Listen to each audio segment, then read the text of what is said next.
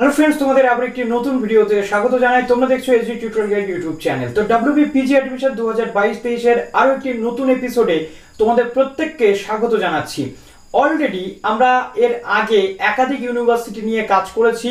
সেই ইউনিভার্সিটিগুলোর অর্থাৎ প্রত্যেকটি ইউনিভার্সিটিতে অ্যাডমিশন নেওয়ার আগে তার পূর্ব প্রস্তুতি কিন্তু চলছে, অর্থাৎ প্রি স্টেজ অ্যাডমিশনের যে প্রি স্টেজ থাকে সেই প্রি স্টেজ অফ প্রিপারেশন সেটা আমাদের প্রয়োজন হয়ে পড়ে, কেননা আমাদের একটা বেসিক কনসেপ্ট ক্লিয়ার করতে হয়। এখন আমরা কেউ জানি না যে এবার এন্ট্রান্স হবে নাকি এন্ট্রান্স হবে না, কিন্তু আমাদের এন্ট্রান্সের জন্য যেমন প্রিপারেশন নিতে হবে, তেমনি কোন কোন ইউনিভার্সিটিতে কি কি সাবজেক্ট রয়েছে, কোন কোন সাবজেক্টে তোমার নিজের সাবজেক্ট তুমি কোন কোন ইউনিভার্সিটিতে পেয়ে যাবে, সেই সমস্ত বিষয়গুলো কিন্তু আমাদের জানাটা কিন্তু একান্ত প্রয়োজন। আর ঠিক এ কারণেই আমরা wbsu ক্যালকাটা ইউনিভার্সিটি, আমরা বিদ্যাসাগর ইউনিভার্সিটির যে MA এবং M.Com এর সেকশনটা নিয়ে আলোচনা করেছি, এবং আমরা অলরেডি বর্ধমান ইউনিভার্সিটি নিয়ে আলোচনা করেছি, কল্যাণ ইউনিভার্সিটির M.A M.Sc M.Com এবং B.Ed এই সমস্ত সেকশন নিয়ে আলোচনা করেছি।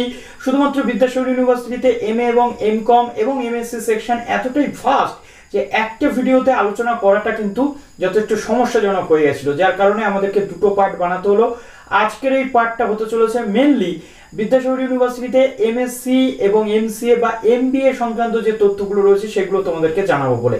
কাজেই যারা নতুন আছে ওই চ্যানেলে অবশ্যই চ্যানেলটিকে সাবস্ক্রাইব করে পাশে থাকা বেল আইকনটি ক্লিক করে দাও, যাতে সমস্ত তথ্যগুলো তোমরা পেয়ে যাও। যারা গভর্নমেন্ট ইউনিভার্সিটি বা কলেজে অ্যাডমিশন নিতে চাইছো ওয়েস্ট বেঙ্গলের বুকে, তাদের জন্য এই ভিডিওগুলো কিন্তু খুবই গুরুত্বপূর্ণ হতে চলেছে। প্লিজ একটু বন্ধুদের মাঝে শেয়ার করে দিও, নিজেদের যে টেলিগ্রাম গ্রুপ, হোয়াটসঅ্যাপ গ্রুপগুলো রয়েছে সেই জায়গাগুলোতে একটু শেয়ার করে দিও, যাতে প্রত্যেকে সঠিক ইনফরমেশনটা পেয়ে যায় খুব দুর্দান্ত ভাবে ডিসকাশনের মাধ্যমে। বিদ্যাসাগর ইউনিভার্সিটি আন্ডারে কি কি MSc কোর্স করানো হয়ে থাকে সেই বিষয়টা আগে আমরা জানবো। প্রথমত অ্যানথ্রোপোলজিতে এখানে MSc হয়ে থাকে, 63 কিন্তু সিট থাকে অ্যানথ্রোপোলজিতে। MSc in fisheries science 37 seat, এটা কিন্তু ওয়ান অফ দ্য লিডিং কোর্সের মধ্যে রয়েছে। ফিশারি সায়েন্স, হর্টিকালচার বা এগ্রিকালচার এই কোর্সগুলো কিন্তু বর্তমান সময়ে দাঁড়িয়ে ভীষণভাবে ডিমান্ডিং কোর্স। তারপরে আমরা দেখতে পাচ্ছি applied mathematics with oceanology and computer programming, এখানে কিন্তু সিট রয়েছে 100টা। অর্থাৎ এখান থেকে আমরা দেখতে পাচ্ছি যে বিদ্যাসাগর ইউনিভার্সিটিতে এই যে সাবজেক্টটারও কিন্তু ডিমান্ড রয়েছে এবং এখানে 100টা সিট তোমরা পাচ্ছ। MSc ইন জিওগ্রাফি, অর্থাৎ এখানে জিওগ্রাফিতে MSc করানো হয়ে থাকে, 81 সিট কিন্তু তোমরা পেয়ে যাচ্ছ। তার পরবর্তী ক্ষেত্রে আমরা দেখতে পাচ্ছি বটানিতে MSc তোমরা করতে পারছো, 70টা সিট এখানে রয়েছে বটানিতে। হিউম্যান ফিজিওলজিতে আমরা দেখতে পাচ্ছি 52 সিটস এখানে পাচ্ছি। তারপরে MSc in biomedical lab science and management 37টা সিট আমরা পাচ্ছি। তারপরে রয়েছে মাইক্রোবায়োলজি, এখানে 37টা সিট পাচ্ছি। কেমিস্ট্রিতে পাচ্ছি 70টা সিট, ফিজিক্সে পাচ্ছি কিন্তু আমরা 70টা সিট। সুতরাং বিদ্যাসাগর ইউনিভার্সিটিতে আমাদের রাজ্যে অন্য কোনো ইউনিভার্সিটিতে MSc এতগুলো কোর্সেস আছে বলে অন্তত আমার জানা নেই। দেখো নেক্সট রয়েছে কম্পিউটার সায়েন্স, 42 সিট পাচ্ছি। Remote sensing and geographical information system 58 seat পাচ্ছি। Clinical nutrition MSc and dietetics এখানে আমরা পাচ্ছি কিন্তু 37টা সিট। জুওলজিতে আমরা পাচ্ছি 58টা সিট। ইলেকট্রনিক্সে পাচ্ছি আমরা 30টা সিট এবং মাস্টার অফ কম্পিউটার অ্যাপ্লিকেশন এখানে আমরা পাচ্ছি 60টা সিট। সুতরাং বিদ্যাসাগর ইউনিভার্সিটিতে কতগুলো কোর্স করানো হয়ে থাকে আমরা কিন্তু সেটা দেখতে পেলাম, এবং প্রত্যেকটাতেই কিন্তু আন্ডার গ্র্যাজুয়েটে অনার্স থাকতেই হবে, না হলে কিন্তু আবেদন করা যাবে না। অনেক ক্ষেত্রে মার্কসের ব্যাপার রয়েছে, আবার অনেক ক্ষেত্রে মার্কসের ব্যাপার নেই।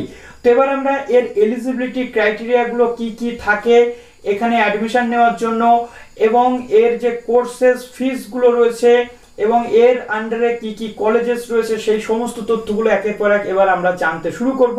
কাজেই সম্পূর্ণ ভিডিওটা কিন্তু তোমাদেরকে ওয়াচ করতে হবে। তো চলো এবার অন স্ক্রিন তোমাদেরকে দেখাই।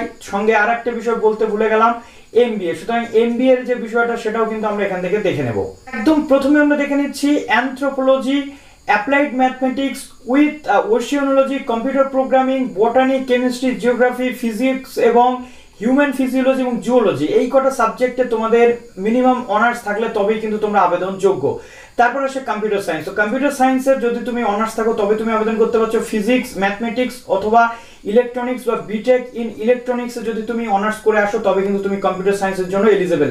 তারপর হচ্ছে বায়োমেডিক্যাল ল্যাবরেটরি সায়েন্সেস যেগুলো এবং ম্যানেজমেন্ট, এখানে একাধিক জিনিস রয়েছে, এই জিনিসগুলো তোমাদেরকে একটু কিন্তু জানতে হবে। দেখো প্রথমত BMLT, তারপরে MSc in human physiology, in 2020-21 যদি পাস করো এটা এবার হয়ে যাবে 21-22।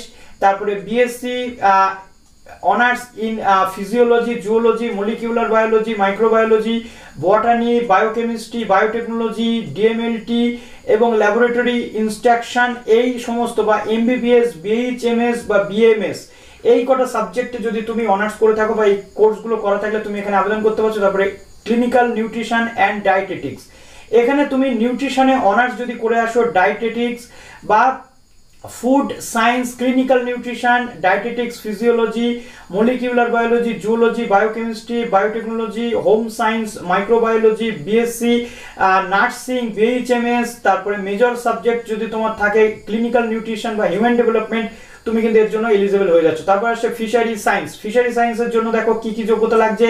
প্রথমত এখানে খুব গুরুত্বপূর্ণভাবে বলা রয়েছে যে agriculture, aquaculture management, zoology, marine science, life science, biochemistry, তারপরে মাইক্রোবায়োলজি, অনার্স ইন ডিসিপ্লিন, অর্থাৎ এই কটা সাবজেক্টে অনার্স যদি থাকে তুমি আবেদন করতে পারছো। বা সাবসিডিয়ারি হিসেবে জুওলজি বা লাইফ সায়েন্স ব্যাকগ্রাউন্ডের ক্ষেত্রে মেজর কোর্সেস যদি তুমি করে আসো, বা ইন্ডাস্ট্রিয়াল ফিশ এবং ফিশারিজ, এক্ষেত্রে তুমি কিন্তু আবেদনযোগ্য। তারপর রয়েছে রিমোট সেন্সিং এবং জিওগ্রাফিক্যাল ইনফরমেশন সিস্টেম বা জিওস্পাশিয়াল বা জিওগ্রাফিক্যাল ইনফরমেশন সিস্টেম, সেক্ষেত্রে তোমার geography honours, geology, agricultural science, geology, বটানি, physiology, chemistry, physics, mathematics, computer science এবং ইলেকট্রনিক্সে অনার্স থাকলে তুমি এখানে আবেদন কিন্তু করতে পারছো অনায়াসে, তোমার কিন্তু কোনো প্রবলেম হচ্ছে না সেই ক্ষেত্রে। এরপর আমরা যদি এদিকে দেখছি যে এগুলো তো অলরেডি দেখেছি, এবার মাইক্রোবায়োলজির ক্ষেত্রে আমরা দেখতে পাচ্ছি, দেখো অনার্স ইন মাইক্রোবায়োলজি, মাইক্রোবায়োলজিতে অনার্স বা BMLT, biochemistry, biotechnology, physiology, zoology, বটানি, biophysics, molecular biology এবং ফিশারি সায়েন্স থাকলে কিন্তু তোমরা এই যে মাইক্রোবায়োলজিতে তোমরা আবেদন করতে পারছো। তারপর আসে electronics, electronics honours, physics honours, computer science honours, mathematics honours, অথবা এই এর সাথে ফিজিক্স এবং ইলেকট্রনিক্স যদি জেনারেল সাবজেক্টে থাকে তোমরা এখানে আবেদন করতে পারছো। মার্কসের কথা কিন্তু কিছু বলা হয়নি, এটা কিন্তু মাথায় রাখতে হবে। এবং এখানে এই সাবজেক্টগুলোর জন্য এখানে তোমরা 18, 19, 20 এবং 21 এই কটা সাবজেক্টের জন্য এতগুলো বা এর পাশাপাশি 22 সালের ক্যান্ডিডেটরা এলিজিবল, অর্থাৎ এই 17টা বাদ দেবো, কেননা এবার আমরা 22-এ অ্যাডমিশন নেব, সুতরাং একটা করে ইয়ার এখান থেকে আমাদেরকে ছেড়ে দিতে হবে। সুতরাং 18, 19, 20, 21 এই এবং 22 এই কটা ইয়ারের ক্যান্ডিডেট যারা পাস করেছো গ্র্যাজুয়েশন, তাদের কোনো চিন্তা নেই, তারা এই সাবজেক্টগুলোতে কিন্তু আবেদন করতে পারছো। এবং আগের যে সাবজেক্টগুলো দেখালাম সেখানে শুধুমাত্র 2021-এর ক্যান্ডিডেট এবং 2022-এর ক্যান্ডিডেটরা আবেদনযোগ্য, অন্য কোনো ক্যান্ডিডেটরা কিন্তু আবেদন করতে তোমরা পারবে না। এরপর দেখো, এরপর আমরা চলে আসছি এমবিএ। তো এরপর এমবিএ এবং এমসিএ চলে আসছি। তো এমবিএ এর ক্ষেত্রে দেখো graduate in science, arts, commerce, অর্থাৎ যে কোনো সাবজেক্টে ল 5 বছরের ল নিয়েও যদি তুমি পড়ে থাকো, মেডিকেল বা ইঞ্জিনিয়ারিং যদি তুমি পড়ে থাকো, তারপরে এখানে তোমার এখানে দেখো 45% নাম্বার অনার্স ইন এগ্রিগেট, ঠিক আছে, এগ্রিগেট অর্থাৎ এই অনার্স থাকতে হবে তবেই তুমি আবেদন করতে পারবে, পাস থাকলে তুমি আবেদন করতে পারছো না, এখানে যেমনটা বলা রয়েছে। এই অনার্স থাকলে 45% থাকলে তুমি আবেদন করতে পারছো, এবং এসসি এসটিদের জন্য 40 মার্কস থাকলে আবেদন করা যাচ্ছে। তবে কি বলা হচ্ছে, selection will be made through group discussion, অর্থাৎ গ্রুপ ডিসকাশন বা জিপিআই যেটাকে বলা হয়, গ্রুপ ডিসকাশন বা জিপিআই, এই যে বিষয় রয়েছে এর মাধ্যমেই কিন্তু এখানে তুমি চান্স পাবে। এরপর রয়েছে এমসিএ। তো এমসিএ এর ক্ষেত্রে জেকা র্যাঙ্ক 2021 বলা হচ্ছে, কিন্তু যেহেতু 2022-এর এক্সাম বা 2022-এর এখানে অ্যাডমিশন হবে, সুতরাং জেকা র্যাঙ্ক 2022ও কিন্তু এখানে বলতে পারে। তো দেখা যাক আগামী দিনে এই বিষয়ে কি হতে চলেছে। তো আশা করছি তোমরা এই ভিডিও থেকে সম্পূর্ণ তথ্যটা জানতে পারলে। এরপর আমরা যে এসসি এসটি বা যে বিভিন্ন যে কোটা রয়েছে, ওবিসি কোটা, গভর্নমেন্টের রুলস অনুযায়ী সেগুলো কিন্তু পরপর হয়ে থাকে, সুতরাং এটা নিয়ে আর ডাউটের কিছু নেই। এবং এখানে 80-20 রেশিওতে ভর্তির যে প্রসেস আগের বার থেকে শুরু হয়েছিল সেই বিষয়টা থাকছে। এই খরচাটা আমি তোমাদের আর্টসের ক্ষেত্রে কালকে বলেছিলাম, আজকে সায়েন্সের ক্ষেত্রে কিন্তু এই যে সাবজেক্টগুলো রয়েছে এখানকার খরচাও মোটামুটি যেভাবে যা দেওয়া রয়েছে এগুলো একটু তোমরা এখান থেকে দেখে নিচ্ছ, প্রয়োজনে তোমরা স্ক্রিনশট করে নিচ্ছ, আমি এইগুলো আর বলছি না, বললে অনেকটা সময় চলে যাবে। এমসিএ এর ক্ষেত্রে দেখো খরচা কতটা হয়ে থাকে এখানে, তারপরে এখানে এমসিএ 2 ইয়ার রয়েছে, এমসিএ 3 ইয়ার্সও কিন্তু রয়েছে, সুতরাং এই এক একটা সাবজেক্ট পিছু এক এক রকমের খরচা কিন্তু এখানে থাকে। তো আশা করছি এখান থেকে সমস্ত তথ্য তোমরা পেয়ে গেলে। এবার দেখো এখানে সাবজেক্টগুলো এক একটা কলেজ এখানে রয়েছে বিদ্যাসাগর ইউনিভার্সিটির আন্ডারে, সেই কলেজগুলো government college, self finance college, সমস্ত কলেজ কিন্তু এখানে ভাগাভাগি করা রয়েছে। এখানে সেই সাবজেক্টগুলো এখানে পরপর দেওয়া রয়েছে, কোন কোন কলেজে কি কি সাবজেক্ট রয়েছে সেগুলো একটু তোমরা এখান থেকে চোখ বুলে দেখে নিচ্ছ, বা যদি প্রবলেম হয় তোমরা কিন্তু এখানে স্ক্রিনশটও করে নিতে পাচ্ছ। আমি আর তোমাদেরকে বেশি বলতে চাইছি না, কেননা বেশি যত আমি বাড়াবো ভিডিওটা অনেক বড় হতে থাকবে, তোমাদেরও ধৈর্য থাকবে না। তো একটু স্ক্রিনশট করে নিচ্ছ ল্যান্ডস্কেপ মোড করে ফোনটা। নেক্সট এখানে দেখো অটোনোমাস কলেজ যেগুলো রয়েছে সেগুলো তো আমি ভর্তির প্রসেস অলরেডি বলে দিয়েছি, বিশেষ করে এই মেদিনীপুর অটোনোমাস কলেজ এবং নরেন্দ্র লাল খান কলেজ বা গোপ কলেজ, এই দুটো কলেজের বিষয়ে আমি বলে দিয়েছি। পাঁশকুড়া বনমালী কলেজটা নিয়ে খুব শীঘ্রই চলে আসবো অ্যাডমিশন প্রসেস শুরু হওয়ার সাথে সাথে।